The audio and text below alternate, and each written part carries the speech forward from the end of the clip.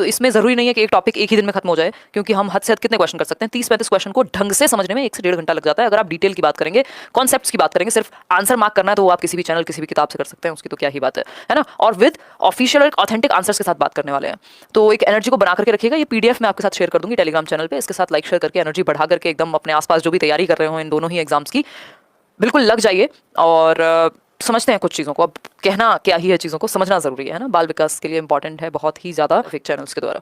देखिए एक बार question number 1 देखिए, थोड़े से नए ढंग से करेंगे, ध्यान से पढ़िएगा, समझिएगा एक बार, बिल्कुल तसल्ली से समझिए, कोई जल्दीबाजी नहीं है। जिनको जल्दी थी वो चले गए, वो लिखा रहता है ट्रक वर्क पे, आज हम वही अपनाएंगे बिल्कुल, ठीक, क्योंकि ये बड़े क्वेश्चन है, इनका कॉन्सेप्ट समझना जरूरी है। आप पेपर में क्वेश्चन जब आपको दिखेगा तो आप उसको अप्रोच कैसे करेंगे, आज ये जानने को मिलेगा आपको इन क्वेश्चंस के साथ। पहला क्वेश्चन देखिए एक बार, आपको आंसर से ज्यादा कॉन्सेप्ट और लैंग्वेज की जो है क्वेश्चन की वो समझनी है। जैसे क्वेश्चन होता है कि चाइल्डहुड का मतलब क्या है, तो कई लोग कहते हैं सबके लिए सेम है, यूनिवर्सली सेम है, बट वो गलत है। अगर हम बात करें तो कैसे गलत है, इस पे समझेंगे। पेडागोजी में एक चीज गलत भी होती है और सही भी होती है, पर्सपेक्टिव का बहुत बड़ा खेल है, ठीक। स्टार्ट करते हैं आज की कहानी। पहला क्वेश्चन है, ये पेशेंस आपको बना के रखना पड़ेगा, जो लोग इस सीरीज को फॉलो कर लेंगे सीटेट के लिए तैयार हैं आप, क्योंकि लंबे और बड़े क्वेश्चंस होते हैं, कॉन्सेप्चुअल क्वेश्चंस होते हैं, हर तरह के क्वेश्चन हम यहाँ सॉल्व करने वाले हैं।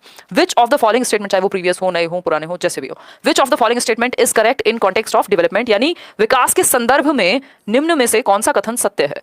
कॉन्टेक्स्ट ऑफ डेवलपमेंट, विकास, क्योंकि टॉपिक हम ग्रोथ एंड डेवलपमेंट लेके चल रहे हैं, ठीक। तो ए ऑप्शन कहता है development has the same rate of growth across cultures for everyone, यानी विकास की दर सभी संस्कृतियों के लिए समान होती है, मतलब चाहे आप भारत में हो, चाहे आप अमेरिका में हो, चाहे आप कजाकिस्तान में हो, सब जगह पे सेम होगी। मतलब विकास जो है हर बच्चे का सेम तरह से होगा कल्चर्स में, मतलब अलग अलग कल्चर में।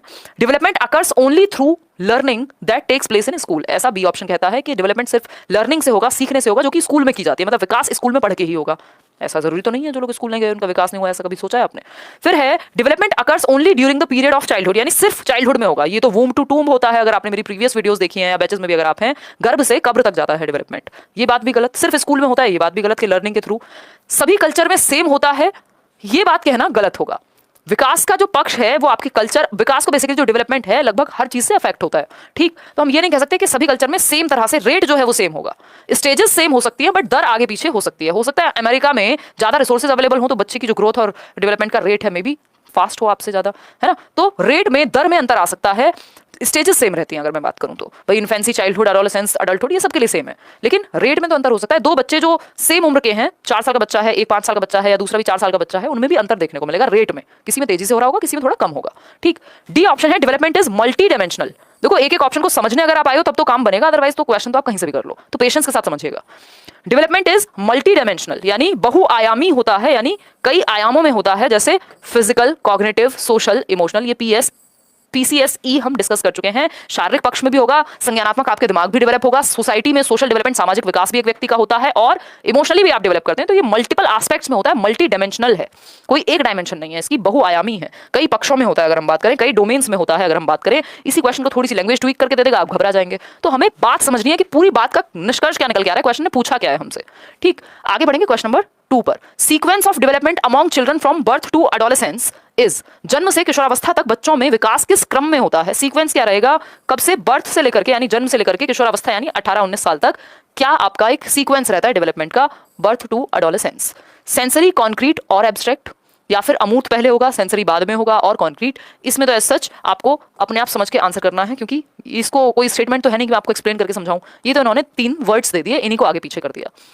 देखो सिंपल बात है, बच्चा वैसे भी अगर आप प्याजे को पढ़ेंगे, अगर आपने पढ़ा हो या आप आगे प्याजे की थियरी देखेंगे चैनल पे, मैंने आपके साथ डिस्कस की हुई है, पहले सेंसरी मोटर स्टेज आती है, मतलब बच्चा अपने सेंसेस से दुनिया की समझ बनाना शुरू करता है। मान लीजिए पेन है, इसको अपने सेंसेस से टच करेगा, दिमाग में एक परसेप्शन क्रिएट होगा, और उसके बाद वो कॉन्क्रीट कॉन्सेप्ट समझने लगता है। तो पहले तो सेंसरी डेवलपमेंट एक तरह से काम करेगा, कॉन्क्रीट चीजें, जो चीजें जिनको वो टच और फील कर सकता है, उसके बाद समझ में आएंगी। देन एब्स्ट्रैक्ट यानी अमूर्त, जो उसके एक्सपीरियंस या टच और फील करके नहीं देख सकता, फील करेगा, सिर्फ जिन चीजों को छू नहीं सकता लेकिन उनके बारे में सोच सकता है, अमूर्त चीजें, ये बाद में आता है लास्ट स्टेज में, ठीक। तो A option is the right answer. बाकी के सीक्वेंस गलत हैं। एब्स्ट्रैक्ट सबसे पहले नहीं आ सकता, सबसे मुश्किल एब्स्ट्रैक्ट ही है। कॉन्क्रीट से पहले भी सेंसरी आएगा, क्योंकि सेंसेस के थ्रू वो एक्सपीरियंस करेगा तब जाके कॉन्क्रीट बन पाएगा, ठीक है बात। फिर है एब्स्ट्रैक्ट और कॉन्क्रीट और सेंसरी। अगेन एब्स्ट्रैक्ट पहले कभी नहीं हो सकता, ठीक, या तो कॉन्क्रीट होता ऑप्शन में, और सेंसरी है तो सेंसरी को पहले रखेंगे। तो ए ऑप्शन है सांवेदिक, मूर्त और अमूर्त। क्वेश्चन नंबर 3 देखिए, during the period of childhood development, यानी बाल्यावस्था की अवधि में विकास कैसे होता है। सबसे पहले तो आप ये बताएंगे बाल्यावस्था की अवधि कौन सी होती है, यानी चाइल्डहुड का जो टाइम पीरियड है वो कितने साल से कितने साल है। तो अगर आपसे पूछता है पीरियड ऑफ चाइल्डहुड, जो कि कई बार पूछ भी लिया जाता है, तो आप कहेंगे 2 से 12 वर्ष, या किसी किसी केस में आपको 3 से 12 भी मिलेगा। जन्म से 2 वर्ष तक इन्फेंसी होती है तो कई जगह पे आपको 3 से 12 मिलेगा और कहीं कई जगह पे 2 से 12।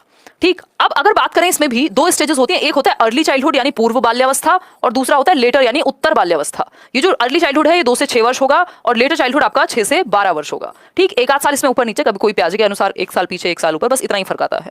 ठीक, अर्ली चाइल्डहुड वही स्टेज है 3 से 6 वाली जिसको टॉय एज कहते हैं। अगर आपको कोई भी कुछ भी कहता है 1 नंबर अगर आपको चाहिए सही तरीके से तो टॉय एज 3 से 6 वर्ष हम मान के चलेंगे। खैर क्वेश्चन आएगा तब उस पर बात करेंगे।